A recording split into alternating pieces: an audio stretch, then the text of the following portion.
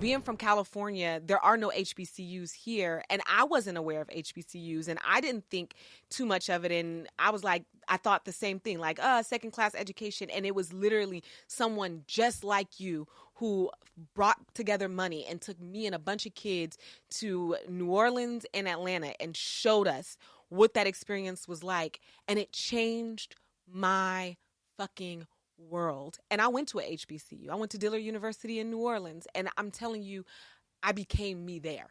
That twerking that y'all like, I mean, I'm not to promote a college just so you can go and learn to twerk. Hear me out, though. You know what I'm saying? Grade A, you know what I'm saying? Education and twerking. Best of both worlds. But it really did, going to New Orleans and going to Atlanta and seeing the pride in having a Black experience and being amongst my people in a way that helped me see the variety in us and the beauty in us and the importance of having, that pride. It really, really did change my life. And that was one person fighting to make sure I went and saw it. So I'm really excited to hear that you've been that one person. And that's what's beautiful. And that's why you always have to say that sentence that you said. You said it really quickly, but you said, I'm so impressed with myself. Because when you're a world changer, you never really know your impact.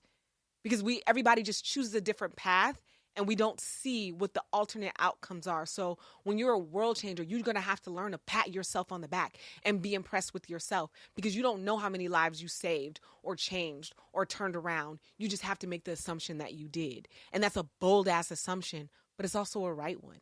I'm so fucking excited for you. I'm impressed with you. Not that I matter. Like, literally, today is not that I matter day. Not that I matter, but if I did, bitch, I'm impressed. I'm fucking ready for the win. Like, I've done so much character development, and I'm ready for the win. But what happens if there is one more episode where we don't know if the main character gets the degree? Then it's just a longer show, another cliffhanger, right? Like, you're like, I can't take one more failure. Yeah, the fuck you can, because bitch, you took 12. You did, and did. And so you're like, it's already taken me, and I don't know how many years. You're like, it's already taken me 6 years to get this degree, and I'm hanging on the balance with this one particular class. And if I don't pass this test, then I'm a failure. And it's like, nah, if you don't pass the test, then when you're, telling the story yet again, you'll be like, and then this happened. Right? And so each one is just another chapter, another saga. And quite frankly, the book gets longer, but the story doesn't end. And that's what I'm trying to help you remember.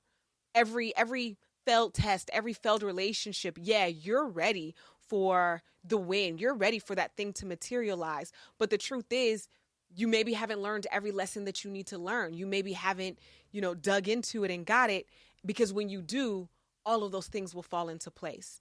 But once you get the degree, it's chewed gum, bitch.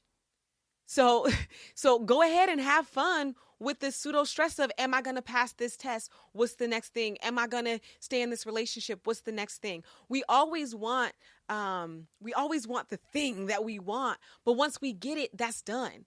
And as somebody with hella degrees, and everybody in here who's super fucking degreed up, y'all all can agree with me. Once you get your degree and you put it on that fucking job application, or you put it wherever, no one ever asks you, ever, how long did it take you to graduate? Honestly, I spent $200,000 on my education, and nobody ever even asked me to prove that I got it. Like, I've never gotten, none of y'all has ever been like, let me see that diploma, let me see that paper. And the truth is, bitch, I ain't even got it because I still owed him like 20 grand. And I was like, shit, bitch, I walked the stage and took the pictures. Okay. If you wanted the rest of that money, you shouldn't have let me walk that stage, and you shouldn't have let a bitch take the pictures. Because as far as I'm concerned, and I was the speaker. I was the commencement speaker when I got my master's degree. They put the hood on my head. They let me walk. Girl, it's on YouTube. We could watch it. Got it. But I literally, and I would love for you, I'll try to find the link for you to go and watch it, because coincidentally, that is exactly what my commencement speech was when I got my master's degrees. I talked about failure, talked about starting college and stopping college, and how yeah, I went to Dillard University, but I went to 5 other schools.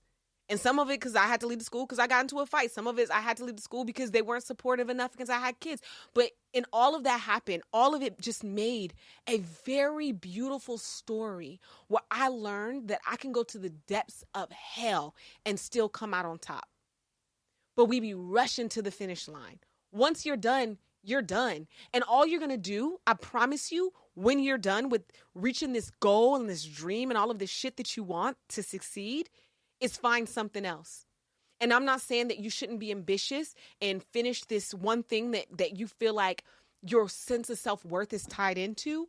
But I promise you, the moment you get it, you're going to ride that high for 2 seconds. And before you even can take off that outfit, everybody's going to be asking you what's next. And you're going to be looking towards what's next. So why are you rushing to get to the finish line, knowing that all you're going to do is be a human and start to run another race? Enjoy the fucking race you're in.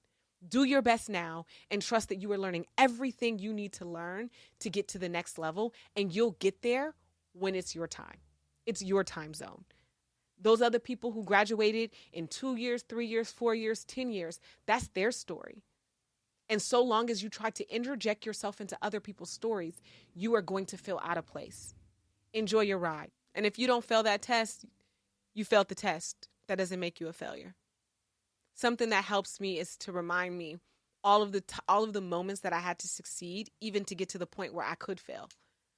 Like, and I will take that shit back. I'd be like, girl, yeah, you failed this test, but you know what you had to graduate? Kindergarten, 1st grade, 2nd grade. And you went to 7 elementary schools. That's a lot. Remember how you was extra behind on math when you got to college? Girl, when I got to college, y'all, I took the placement test and they was like, oh, baby, you remedial. We're going to put you in arithmetic. And I was like, well, I guess I can only count money. I suppose that's about right. And I had to take 8 math classes just to graduate because I was so far behind. And while that felt embarrassing and frustrating, what it did do is increase my confidence because that thing that always made me feel kind of dumb every time I was in algebra and geometry and all those sort of things, I finally now can say I did it. And now that I've done it, I can finally admit that none of that shit mattered anyway, because all I ever really needed to do was to be able to count my money. But that's neither here nor there. President Hines, members of the Board of Trustees, regents, faculty, and staff, to the members of the class of 2014, I offer my congratulations to you and your family and friends. I'm sure that many of our family and friends feel that they have earned an honorary degree at Holy Names, a degree in which I cannot promise you. But what I can promise you is many heartfelt thank yous. We give much gratitude to the faculty and staff of this wonderful university for their hard work, dedication, and impartation of knowledge that challenge our mental beings and sometimes our mental health as well. We're here today because we're celebrating the end of what we started. We are finishers, and this is something to celebrate. Yes. I have a confession to make. I was not always a finisher. I was notoriously a non-finisher. In high school, I was a student with A's for the first marking period and F's for the 2nd and 3rd. Before coming to Holy Names, I started at 2 other universities, and I didn't finish, in case you were wondering. 3 times the charm. There were moments when I wondered whether not finishing was a part of my DNA, an unchangeable characteristic that doomed me to a life of failure. Why couldn't I just finish? Jobs, relationships, fitness routines, New Year's resolutions. Every time I didn't finish, it was a cruel reminder that I wasn't a finisher, or so I thought. Well, not finishing is not a part of my DNA, and it isn't a part of yours either.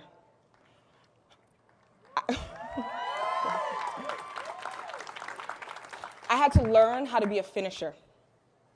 Being a finisher means having hope, and hope holds uncertainty. Hope means relying on others. Hope means believing that tomorrow will be different than today. I spent a long time bracing myself for the worst, preparing for disappointment, expecting people to let me down, and I had to let go of that. I had to make room for hope. I had to learn to trust others, and in trusting others, I had to learn to trust myself. Because, you see, every time you break a promise to yourself, you erode a tiny bit of trust, and it adds up over time. So I had to learn to keep the promises I made to myself. Letting others down is horrible, but letting yourself down, now that's just the worst. As Langston Hughes wrote, life for me ain't been no crystal stair. My path, much like many of you, has not been a straight one to graduation. It's had twists and turns. Sometimes it seemed like I was heading backwards instead of forward. Finishing takes faith. Martin Luther King once said, faith is taking the first step when you can't see the whole staircase. Faith takes courage. Faith takes humility. There were times when I had to get on my knees and pray because I didn't know what else to do, but I knew that I wanted to finish. So, I finished the college application 3 times. I finished my papers, many. I finished my exams, most I passed. I finished college. We finished college.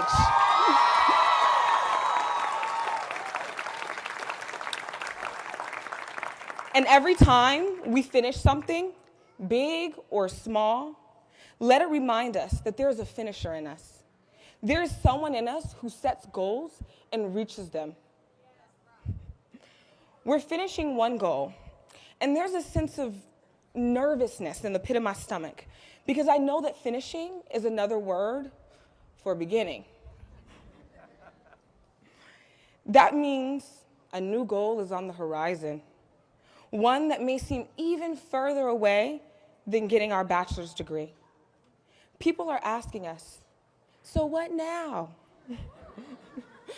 Yes, we're nervous, but our time here has allowed us to exercise our finisher muscles. And I know that we're prepared for any goal that we put our minds to achieving. Ralph Boston once said, being the first to cross the finish line makes you a winner in only one phase of life. It's what you do after you cross that finish line that really counts. So now that we're college educated, what will we do? What type of contributions can we make to the world? What are the ways that we can make this world a better place, a more equitable place? How will we use our incredible gifts and talents to make a positive impact?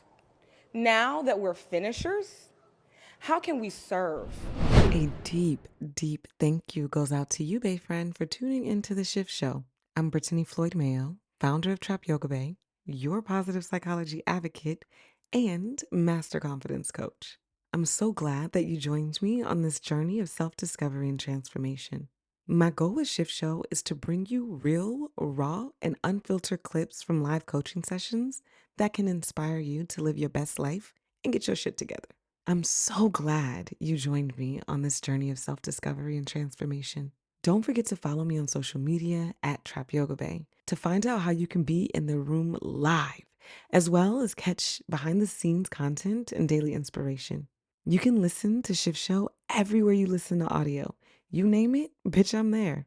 Thanks for being a part of my BaeFriend community. Stay fabulous, keep shining, and remember, you can get your shift together so you can keep your shit together. Until next time, BaeFriends. Mwah.